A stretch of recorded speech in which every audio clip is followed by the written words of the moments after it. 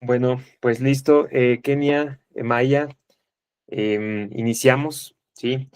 En respeto a la puntualidad que ustedes tuvieron y corriendo el tiempo. Déjenles aclaro algo, de forma muy breve.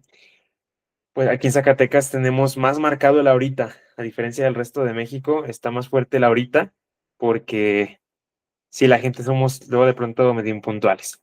Pero vamos iniciando, está la grabación, entonces no hay problema en ese sentido, ¿sí? El registro se queda, lo vamos a compartir ahí en Facebook y pues va a ser como de mayor reconocimiento. Mi nombre es José Manuel, sí, soy de Sangre de Tuna. Kenia, te escribí ahí, te conocí en YAG, en la última edición que hubo, y bueno, sé que también has estado muy activa acá en Zacatecas con la marcha, has amadrinado y todo. Me da mucho gusto que hayas respondido a este llamado de Sangre de Tuna. Sangre de Tuna, pues tú sabes, Zacatecas, tierra de tunas, sí. Lo vimos como estos frutos coloridos que así como nosotras las personas de las disidencias, pues crecen en ambientes desérticos, pero también dan un fruto muy, muy poderoso y muy, muy sabroso. Entonces, eso. Y también te cuento que se lanzó una convocatoria de unos movimientos, feministas, ¿sí? Pero que estos movimientos, pues, han estado dados desde el terfismo, ¿sí? Entonces, es el gran reto que tenemos. Justo ahorita estamos viviendo esa cuestión, ¿sí? Las personas trans están quedando excluidas de estos movimientos y pues por eso quisimos convocarte. Vimos indispensable tu participación, tu presencia por acá y agradezco mucho esa disposición, ¿sí?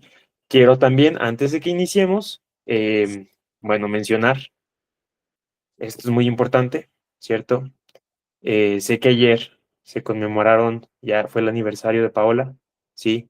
Que es una lucha que sé que sigue atravesando, que es una deuda muy grande que pues no se paga jamás. Entonces, con eso dejo, Kenia, voy a dejar de compartir, ¿sí? Y ya te dejo todo el micrófono y la charla también a las personas que quieran participar, solo levantando su mano, ¿cierto? Bien, adelante, Kenia.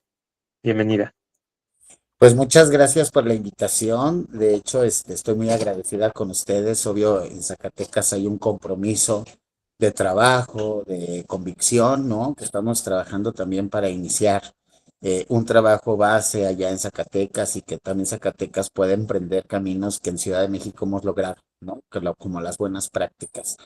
Estoy muy agradecida contigo y pues yo a la disposición y pues arranquemos con lo que tengas. Bueno, voy a dejar de compartir esta presentación, ¿sí? Y así ya puedo como ver más amplio. Em, Kenia, esto va en torno a un conversatorio, ¿sí?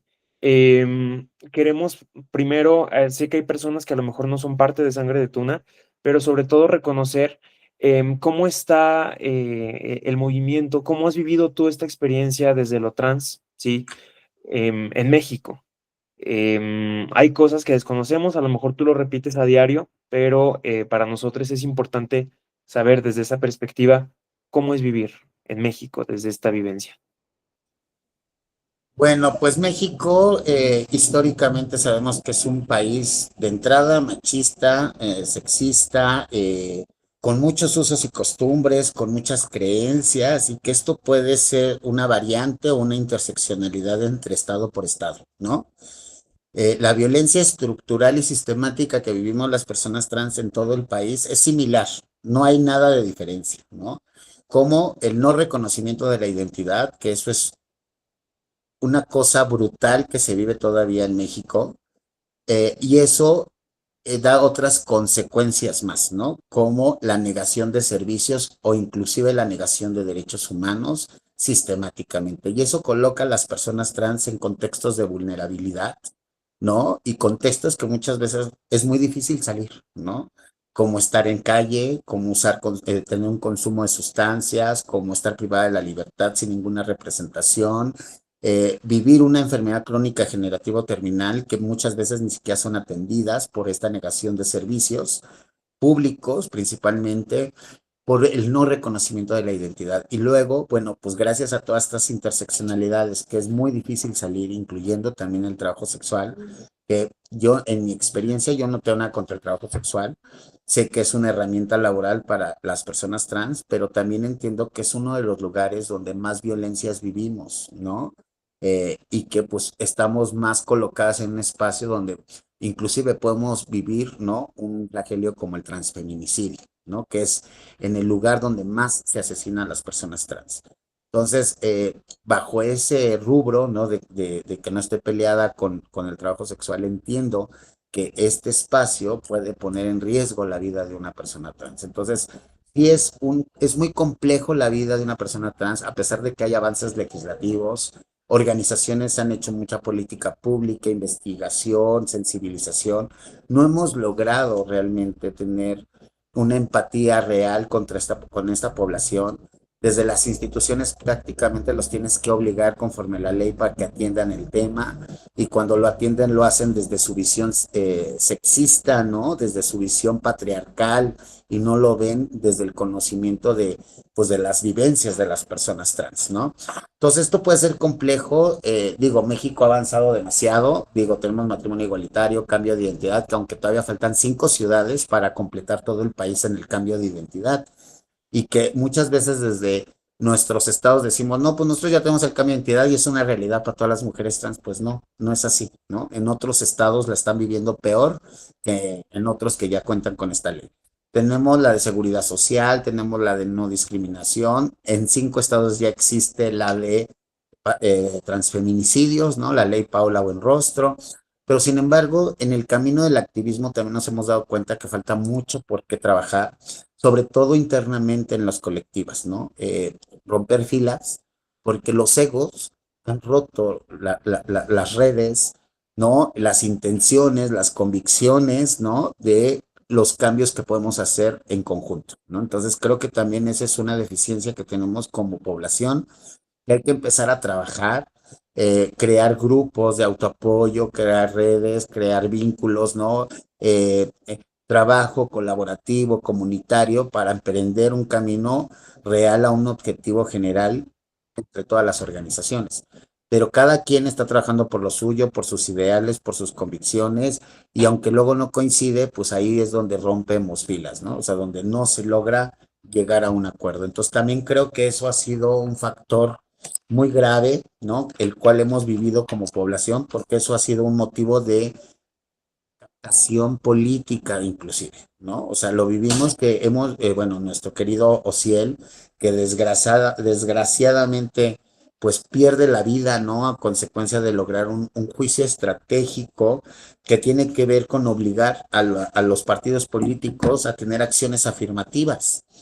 Esas acciones afirmativas inclusive han sido usurpadas y cuando llegan los momentos de convocatorias o de campañas, buscan a la comunidad se deja deslumbrar de la política, pierde sus convicciones, se alinea a los lineamientos políticos y ahí es donde ya la política nos roba nuestra lucha, ¿no? Nuestra convicción.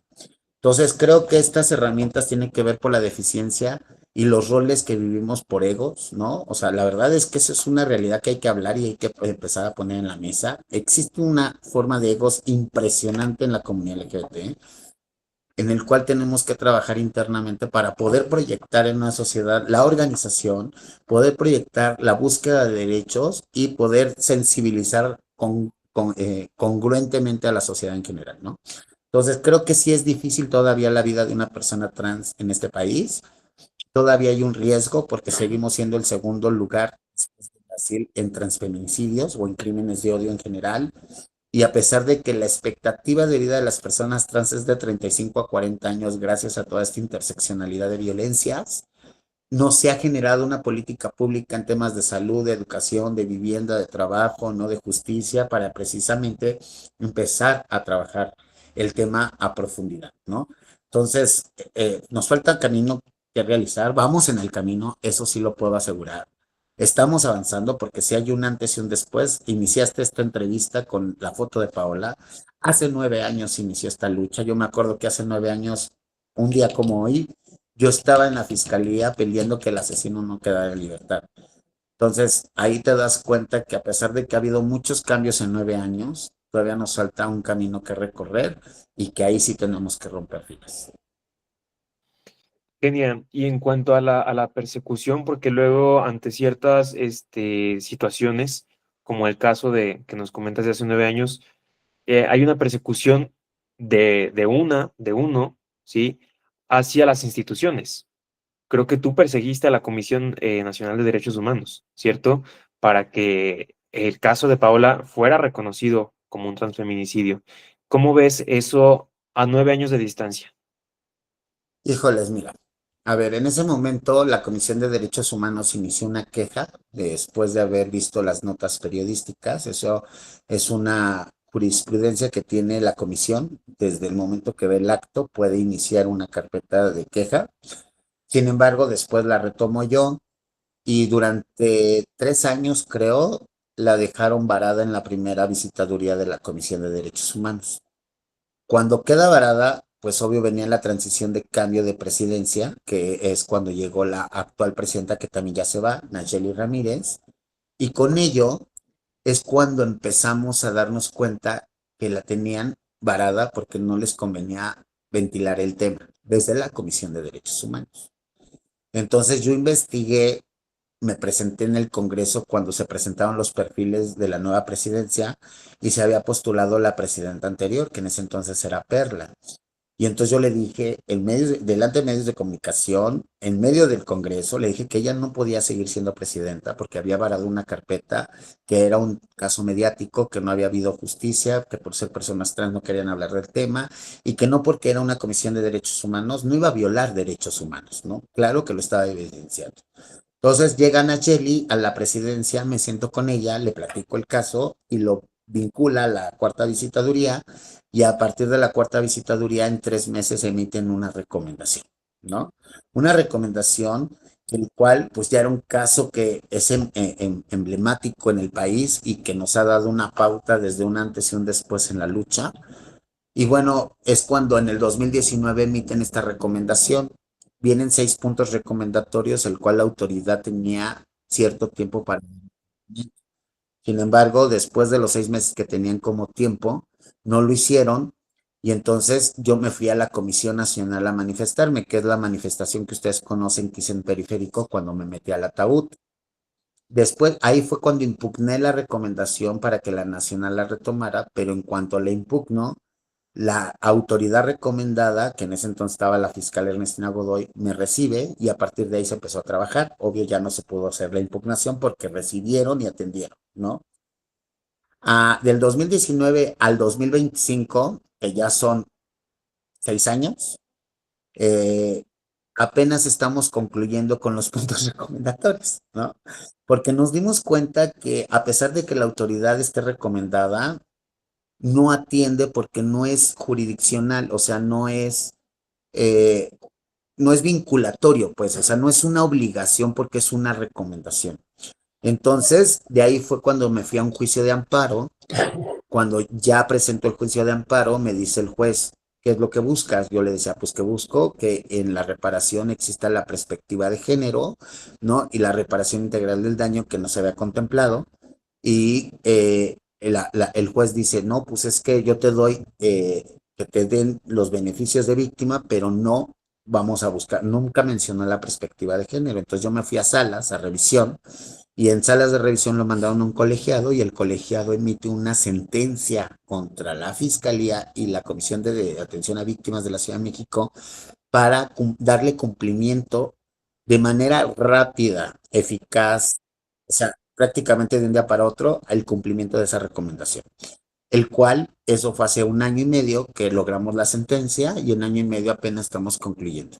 Entonces, no es fácil, o sea, es todo un procedimiento, son años de lucha y años inclusive de luchar contra los que se supone que defienden derechos humanos. Eso sucedió en ese momento, a partir de ahí se empezó a hablar del tema, a partir de ahí empezaron a tomar en cuenta desde academias, desde instituciones, gobiernos, partidos políticos, ¿no? Empresas, ¿no? El tema trans. Muchos años apenas llevamos un procedimiento en Tlanepantla que hicimos una queja y logramos la recomendación 10-2025.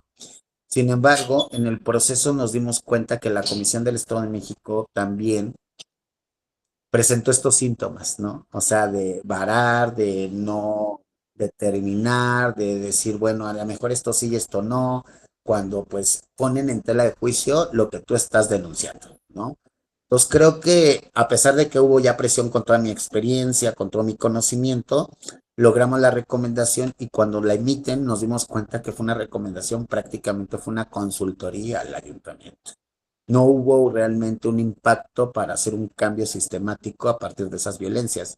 Entonces, ahorita lo que hicimos fue impugnar esta recomendación, que la autoridad impugnada, que sería la CODEN, emitiría su informe y si no estamos de acuerdo, entonces pasaría a la nacional. Y si en la nacional no nos resuelven, entonces para la Corte Interamericana. Pero a lo que voy es que sigue sucediendo. Aunque en Ciudad de México no suceda, en otras comisiones se sigue viviendo el mismo fenómeno, ¿no? Y a partir, por decir lo que me pasó en Tabasco, yo me peleé con el fiscal general del estado, lo denunció, cierro las calles y me presento en la comisión a meter una queja y el presidente de la comisión me estaba convenciendo para que no iniciara una carpeta. Entonces, ahí te das cuenta también las relaciones políticas, intereses políticos y económicos que tienen las presidencias que estratégicamente los políticos ponen. Nada de que es parcial, ¿no? Sino tiene que atender líneas políticas, ¿no? Entonces, sí vivimos en tema de derechos humanos un rezago en las comisiones, ¿no? Que no están siendo bien atendidas las víctimas, no están siendo realmente acompañadas, ¿no? Y que se revictimiza al modo de poner en tela de juicio lo que tú estás denunciando, ¿no? Entonces creo que nos falta mucho trabajar en estos mecanismos no jurisdiccionales, a pesar de que la Nacional ya está buscando esta Rosario Piedra, ya está buscando que sean vinculatorias, o sea, que sean obligatorias. Eso no va a garantizar, ¿no? No va a garantizar muchas cosas hasta que no realmente empecemos a denunciar a las comisiones de derechos humanos, porque también a través de los congresos locales se puede denunciar las estatales, ¿no? Y la nacional ante la Fiscalía de la República o a la Cámara de Diputados, ¿no? Que son los que rigen las comisiones. Entonces, sí ha sido complejo, pero sí creemos que hay muchas deficiencias en las comisiones, que no hay recursos y que eso puede deteriorar el acompañamiento y la búsqueda y el rescate de los derechos humanos de las personas que se acercan a esta institucionalidad. Bien. Ahora, esto en la cuestión, ya dijiste tu institucional, y esta es mi última intervención porque me están preguntando si las demás personas pueden hacer preguntas, entonces sí va a haber esa oportunidad, claro, pero Sí, sí, en cuanto a esta parte institucional, se le suma cómo va dictando también los grupos sociales, van dictando el paso, las decisiones de estas instituciones. A lo que voy es el título de esta conferencia lo pueden ver, La resistencia trans frente al terfismo. ¿Cómo viene el terfismo? ¿Cómo has vivido? ¿Cómo lo dimensionas dentro de todo este movimiento como de la resistencia trans? No sé si estás familiarizada con ello. y de las TERS, ¿no? Sí, Bueno, pues en realidad mi postura ha sido una, ¿no? El feminismo es muy amplio y el feminismo real no excluye. Esas mujeres claramente no son feministas, son violentadoras, ¿no? Y con estos discursos que discriminan, violentan otra expresión, no se puede llamar feminismo. El feminismo nace a partir del reconocimiento de las violencias que vivimos las expresiones desde la feminidad hacia el patriarcado. Y creo que ahí precisamente nosotras es nuestro mismo enemigo, ¿no? Mujeres cis, mujeres trans, mujeres lesbianas, mujeres, expresiones femeninas, vivimos las mismas violencias, el mismo acoso, las mismas violaciones que vimos desde el patriarcado. Entonces creo que mi postura ha sido, son poquitas las mujeres que son TER, y desde esta mirada, pues no considero que sean feministas desde mi perspectiva y el feminismo real, o sea, realmente yo conozco a muchas feministas, muchas organizaciones nos aceptan de maravilla, nos aman, nos incluyen, nos buscan, ¿no? Quien no nos busca son estas mujeres que también tienen un lineamiento con la Iglesia Católica y lo sabemos perfectamente porque su lineamiento es defender a la familia tradicional. Y ese discurso lo trae la Iglesia Católica. Y sabemos que la Iglesia Católica ha sido un frente en el cual nos ha ponido el pie a la comunidad LGBT históricamente en nuestro país. Entonces, ahí tenemos que reflexionar mucho. Por decir, yo cuando veo estos grupos y sus manifestaciones veo a 6, 7 personas, no veo a más, ¿no? O he visto, en la más que vi fueron a 15 personas. A pesar de que cierran calles y su discurso hace que los medios de comunicación lo proyecten, no quiere decir que sean un chingo de viejas en contra de las personas trans. Entonces, más bien, veamos el enfoque del feminismo, que realmente el feminismo sí incluye las expresiones femeninas y ahí podemos arroparnos mejor, ¿no? Bien, Pero muchas esas gracias. feministas ni son defensoras ni son nada, o sea, son violentadoras y punto. Porque no Sí, porque seamos mujeres o hombres, no podemos ser violentos. Claro que somos violentadores, ¿no?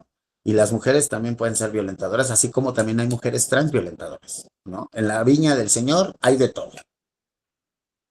no, y qué interesante esta cuestión, porque como lo platico, tuvimos una reunión a propósito de todas estas fiestas patrias y cómo hemos estado ahí, qué papel jugamos dentro de esta patria, ¿no? Y ahí uno de los temas fue cómo nos violentamos entre nosotros, ¿no? Cómo la violencia se ejerce luego en esto dentro de las mismas poblaciones. Tú hablaste de los egos. Cada, inclusive nuestro constructo de la comunidad, por decir, entre mujeres trans, el bufe, ¿no? El bufe de pobrecita y mugrosa, y mira, yo tengo, y huele mi champú, ¿no? Y yo estoy más bonita, yo tengo mejor chichi. Y se vuelve no nomás en una competencia que puede llegar inclusive a violencias internas, así de, no estoy, o sea, porque tú pudiste más que yo, entonces yo te odio, ¿no? O sea, en ese sentido creo que la violencia es brutal y la hemos normalizado, ¿no? Por decir, yo en la casa hogar, cuando las chicas se quieren bufar de esa forma, yo sí las rectifico y les digo, eso es violencia. Llámenle como le llamen, que es mi hermana y que me llevo con ella y que la conozco. Eso no me importa. Eso es violencia sistemática y normalizada. Y no la podemos seguir replicando dentro de un espacio donde es un espacio de reflexión, de construcción, de rehabilitación, de sanamiento, de todo esto, porque ahí es donde les enseñamos esas herramientas. Entonces, inclusive el bufe, esto crea una competencia constante que puede llegar hasta asesinatos entre mujeres trans, entre personas de la comunidad, por el simple hecho de esta competencia para la feminidad, porque también es una exigencia social, porque también entre más mujer me parezca, menos me discrimina la sociedad, y más si ejerces el trabajo sexual, pues entre más buenota, más trabajo, ¿no? Entonces, hay muchos factores que al final generan esta violencia interna y que se ha normalizado y que viene desde nuestro constructo y esto se refleja en las organizaciones. También entre organizaciones se quieren llevar de esa forma, se quieren hablar de esa forma, manotear, aventar cabello y creo que desde el momento que tú eres activista o defensor de derechos humanos, inclusive tu chip, lo tienes que cambiar para dar una impresión de cómo debería de ser la convivencia entre personas sanamente y sin violencia sistemática y normalizada.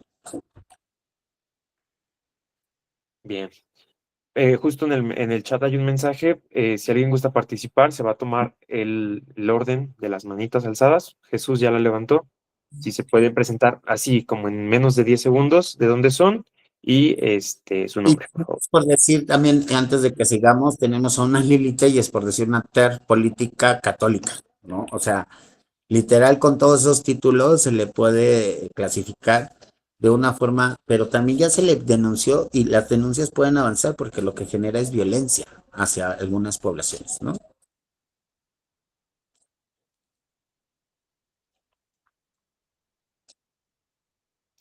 Jesús. Sí, buenas noches. ¿Sí me escuchan todos? Sí, ok. Pues mira, yo tengo, por ejemplo, mi nombre es Manuel. Dicen por ahí que uno escoge su lucha según a lo que ha vivido, ¿verdad? Y según a sus experiencias.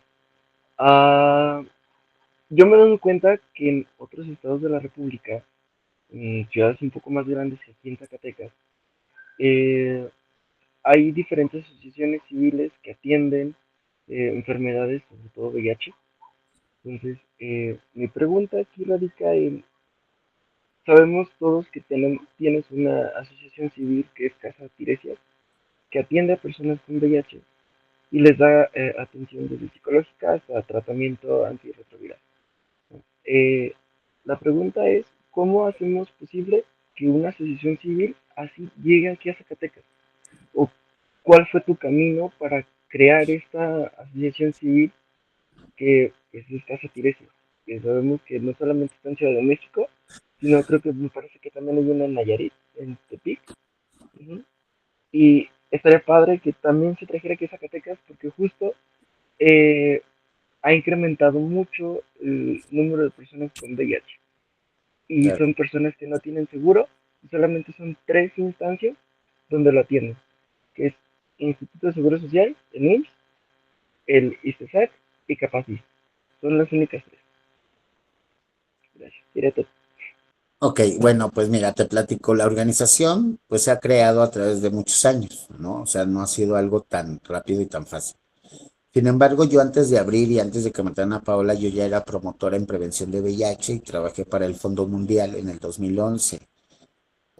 Fue cuando empezamos a aplicar pruebas de detección en la calle. No sé si recuerden que hubo una temporada en el 2011 que encontrábamos pruebas y condones lubricantes regalados en el metro, en las plazas, en todos lados. Pues era un proyecto que se llamaba el Fondo Mundial, que el Fondo Mundial se le da como recursos en varios rubros, pero uno de los rubros que pidió México fue para la tuberculosis, la malaria y el VIH.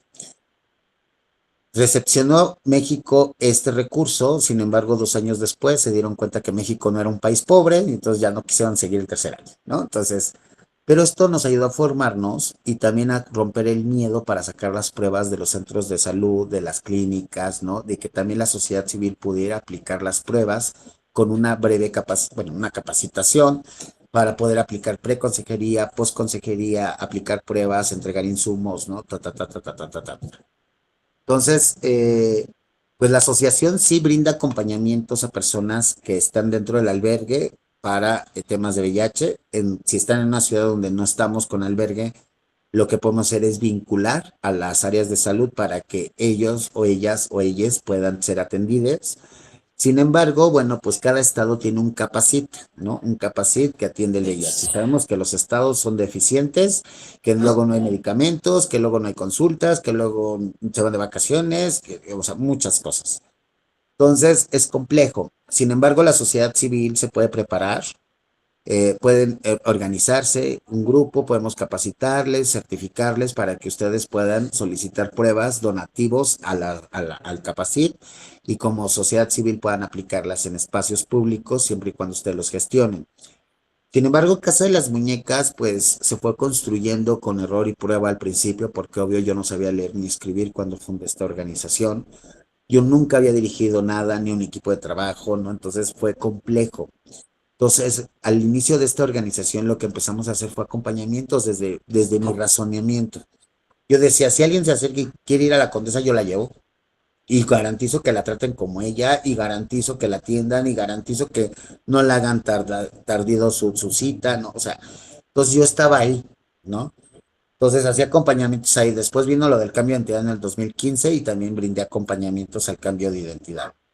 Después, y así me la viví los primeros años brindando acompañamientos yo sola, sin equipo de estructura, sin nada. Y fui adquiriendo herramientas para el fortalecimiento de la organización, captar voluntariado, estar estructurando, de ahí pues buscar fondeos, todo lo que requiere de una organización se fue aprendiendo en el camino. Y a partir de ahí, pues mi proyección con el caso de Paola, que me hizo viral y que la gente me conoció, y después de que me hice más conocida cuando conté mi historia, fue como un boom que me ayudó también a viajar a todos los estados y a hacer visible una organización con un enfoque de reconocimiento y rescate de los derechos humanos, con una metodología clara hacia las personas trans de un acompañamiento integral para buscar estos beneficios.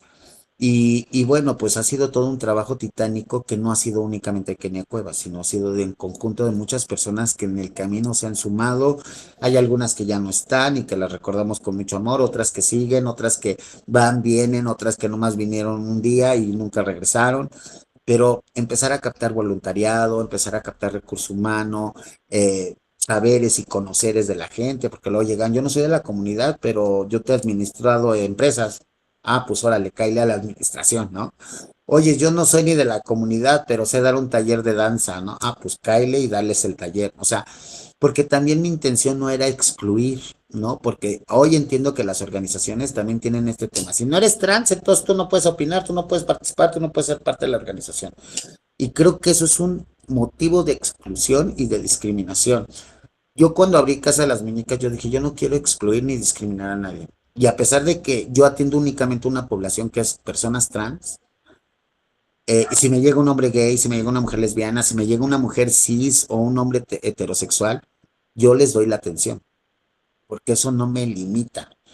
Entonces, esta credibilidad que he dado a nivel país, pues me ha buscado muchos voluntariados por estado, ¿no? De ahí capté Nayarit, de ahí capté Veracruz, Tabasco, ¿no? Baja California, y de ahí se fueron creando grupos que fuimos capacitando y a partir de ahí se empezaron a dar acompañamientos, vínculos, políticas públicas, acercamiento a instituciones, todo esto que también a través de mis recorridos por los estados es lo que hago.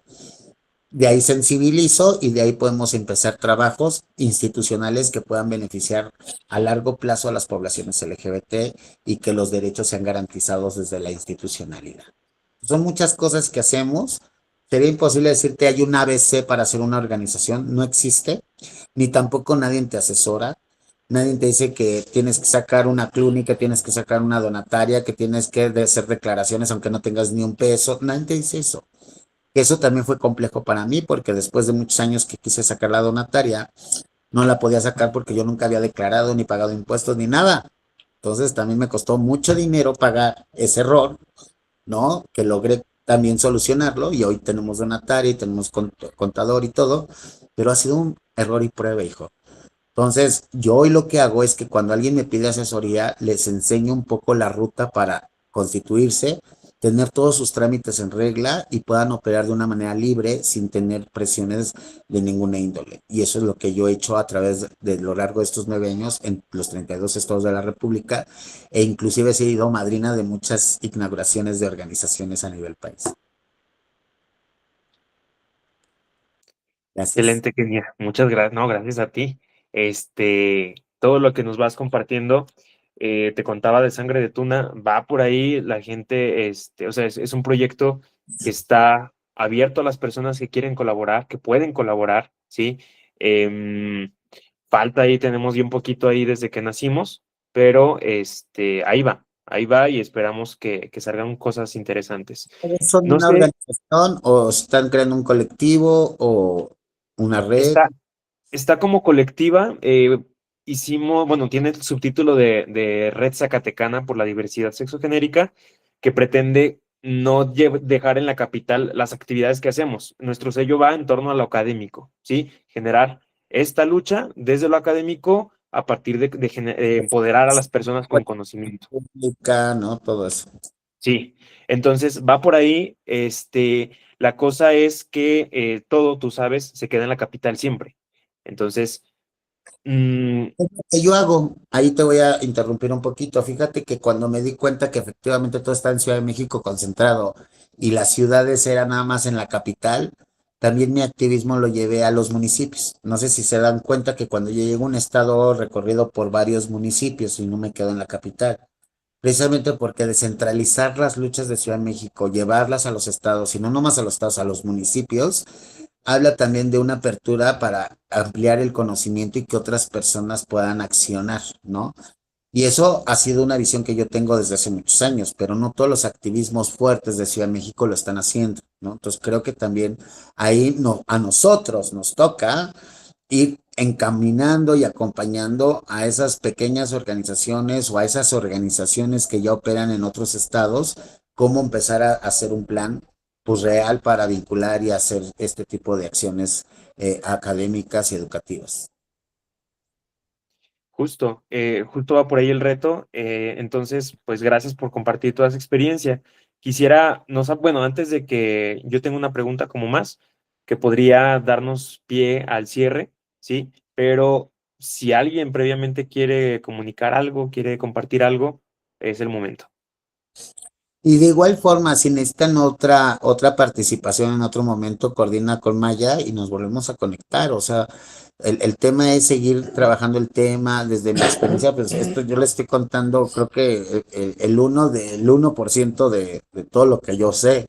Entonces, a lo mejor podemos tener otras sesiones que pueden ir ayudando al constructo de ustedes y también ver cómo están jurídicamente y administrativamente en su organización para ver qué les falta, a dónde se tienen que acercar, qué trámite tienen que hacer, y si tienen cuenta bancaria, o sea, toda esa experiencia yo se las puedo también apoyar para que ustedes puedan constituirse, tener fondeos y todo eso.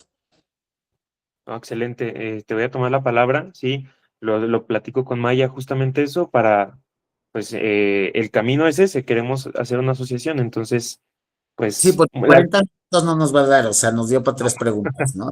O sea, sí, y yo soy una de esas personas que me gusta explicar bien las cosas para que no queden dudas. sí, Entonces, una pregunta nos puede llevar 20 minutos. Entonces, podemos seguir haciendo esta actividad, no sé, cada mes y que vayamos fortaleciendo por tema para que ustedes también se vayan empoderando y con mucho gusto, nada más mientras quede en mi agenda, sin problema.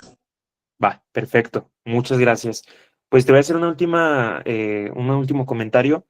Dentro de Sangre de Tuna hay personas trans, sobre todo hay mujeres trans, ¿sí? ¿Cómo, qué mensaje puedes dejar para empoderar a estas personas, ¿sí? Que, o sea, nosotros, por ejemplo, como hombres homosexuales, mujeres lesbianas, tenemos unas luchas, ¿sí? Y que ya tienen años fortaleciéndose, pero la lucha trans tiene, pues, unos Nueve, retos terribles. 9 años que ahí vamos.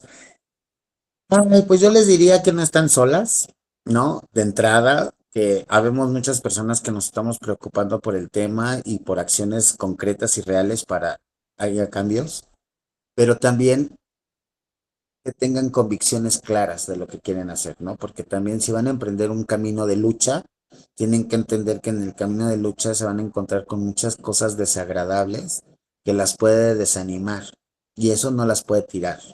Entonces tienen que ser fuertes como siempre lo hemos sido y que no están solas, pero sobre todo decirles que siempre va a valer la pena luchar por nuestros ideales y nuestras convicciones y todo lo que imaginemos en esta vida es real si nuestros corazones así lo desean. Todas las personas tenemos la misma capacidad intelectual, humana, física, emocional para desenvolvernos en cualquier ámbito. Y muchas veces las chicas trans no lo creemos porque también nunca hemos sido incluidas. Entonces también que esto no las desanime, que se sienten mal, esto es una red de apoyo donde se pueden sentir tranquilas y que las vamos a seguir fortaleciendo para que el día de mañana podamos ser miles Kenias Cuevas luchando en muchas países y que eso al sistema pues va a seguirle rompiendo y va a seguirle incomodando, pero al final el vernos organizadas, empoderadas, eso es una patada abajo entre las piernas para el patriarcado, ¿no? Entonces, ahí es donde tenemos que romper filas y compañeras, de verdad, no están solas y lo que necesiten de mi parte con mucho amor y mucho cariño lo van a tener. Aquí tienen mi número, lo podemos compartir sin ningún problema. Yo siempre trato de contestar, aunque luego vinculo con Naya o con parte del equipo para los casos, pero yo puedo estar ahí al pendiente de lo que necesiten y de verdad, no estamos solas y entre más unidas estemos, más fuertes nos vamos a volver contra un sistema que no ha podido tirarnos durante siglos. Muchas gracias, muchas gracias. Ricardo, algo así bien, bien breve. Kenia se tiene que retirar ahorita ya en unos segundos, ¿sí? Pero bien breve, sí, sí se No, puede. unos minutitos, no, tampoco unos segundos, unos minutitos. Ok, ok, gracias. No sé si me escuchan bien. Bien. Súper. No, nada más, rápidamente, bueno, soy psicólogo infantil y me ha tocado acompañar a algunas infancias trans precisamente en este autodescubrimiento y en pues creo que a veces el principio, ¿no? De este recorrido. Entonces, solamente quería preguntarte si tú hubieras tenido, no sé si lo tuviste, ¿no? Pero si hubieras tenido un psicólogo infantil cuando tú eras pequeña, ¿qué te hubiera gustado que ese psicólogo hubiera hecho por ti? Pues primero que me diera la confianza para poderle platicar mi sentir, porque yo no la tuve. Yo me salí a los 9 años de mi casa, empecé a vivir en las calles, A esa edad conocí el trabajo sexual y el consumo de sustancias, entonces yo, mi familia, perdí el vínculo a los 9 años. Entonces yo cuando salgo de mi casa y me senté ahí enfrente de la Alameda, lo único que conocí o que llegué a ver en ese momento fue una mujer trans, el cual yo a esa edad nunca había convivido con ninguna mujer trans, ni visto a una mujer trans. Pues al verla, con todo lo que yo sentía, me identifiqué y dije, claro que yo quiero ser así.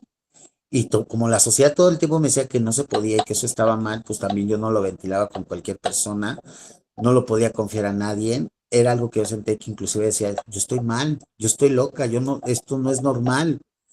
Y fue una confusión muy fuerte. Sin embargo, al ver a esta mujer, yo lo único que pensé es, quiero ser como ella. Me acerqué, le pedí que me ayudara y ella lo que hizo fue ponerme a trabajar en esa esquina, ¿no?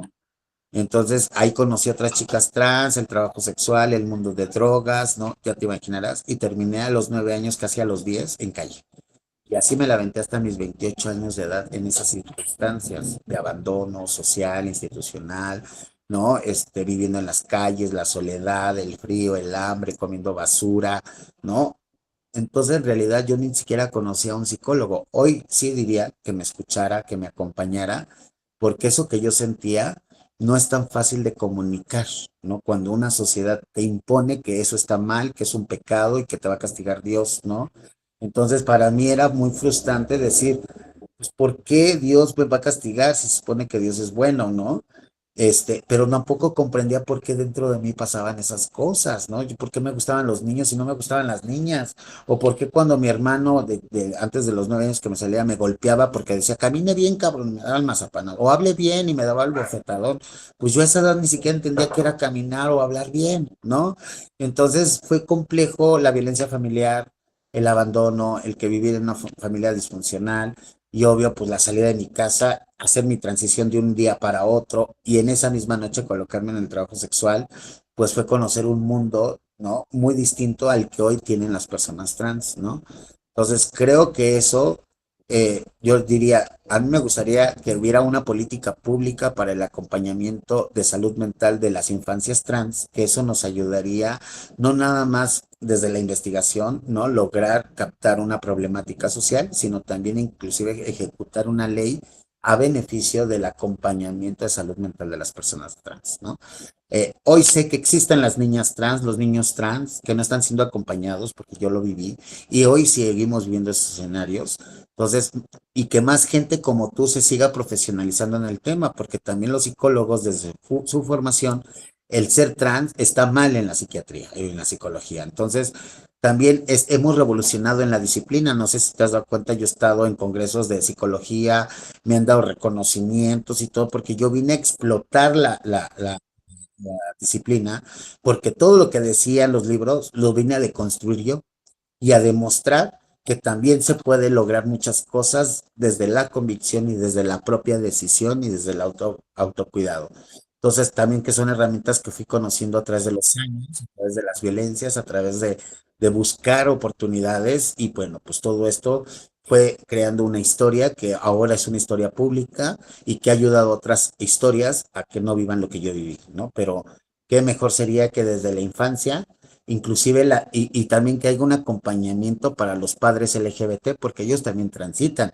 Ellos también viven la discriminación y la violencia y desde el miedo a lo mejor puede venir el rechazo.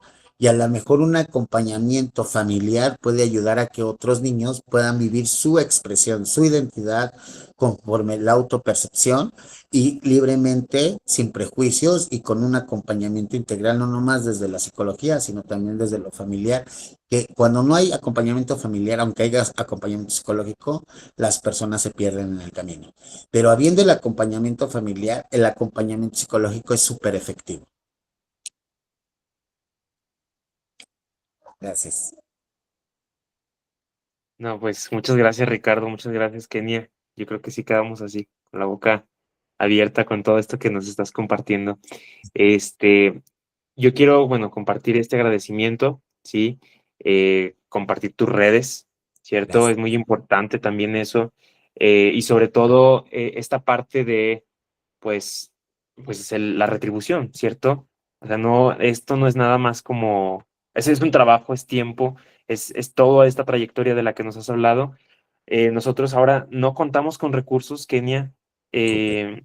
Estamos iniciando, en abril empezamos y yo sé que yo quisiera darte muchas cosas, ¿sabes? Pero va a quedar esto abierto. Voy a compartir también esta imagen así tal cual en Instagram para que se divulgue este QR que lleva a tu PayPal y a tus redes sociales. Sí, Muchas gracias. La verdad es que no te preocupes, de verdad. Yo lo he dicho claro, las organizaciones, las academias son aliadas y con gusto voy a estar ahí. Ya con empresas y con instituciones, pues eso sí tienen, ¿no? Entonces que no manchen, ¿no? Entonces, pues sí, y aparte su obligación, instituciones tienen un recurso para capacitación y ahí sí. Y las academias, pues no tienen. Entonces luego me contactan los estudiantes y pues ahí voy sin nada, ¿no?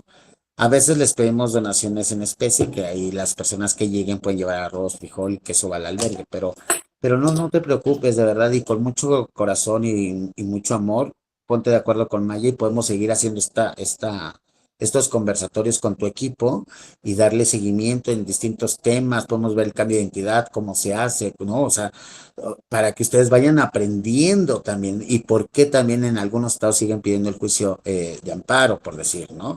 O sea, yo les puedo explicar todo eso, temas de VIH, preconsejería, qué es la preconsejería, qué es la postconsejería, cómo se aplica la prueba, quién te certifica, qué, o sea, ya de ahí podemos partir. Inclusive les puedo conseguir una capacitación de clínica condesa para la aplicación de pruebas de detección de VIH. Y pueden tomarla en línea y organizarse para venir las dos sesiones presenciales a México, ¿va? súper, Pero súper, no, sí. ahí lo vamos platicando y podemos ir organizando estas mesas para que podamos seguir aprendiendo mutuamente. Sí, hay mucho que hacer. Te agradecemos ese amor, esa resistencia, ese cariño que nos has dado.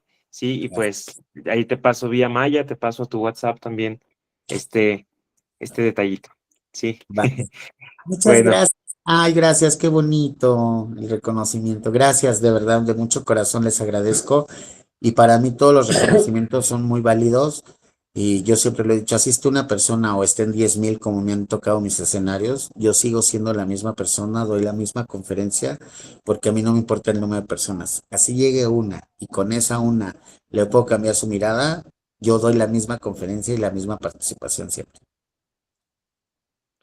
te queremos mucho, Kenia. Muchas gracias por todo tu trabajo. Gracias Les mando por un ser, abrazo. por estar. Y recuerden, mi mayor venganza va a ser que todos, todas y todes seamos felices. Bravo. Gracias a todas, a todos, a todes. Les envío un abrazo también a ustedes. Gracias por estar, por su tiempo. Veo caras conocidas. Entonces, besos y abrazos. Saludos. Muchas gracias, hasta luego, bye. Bye.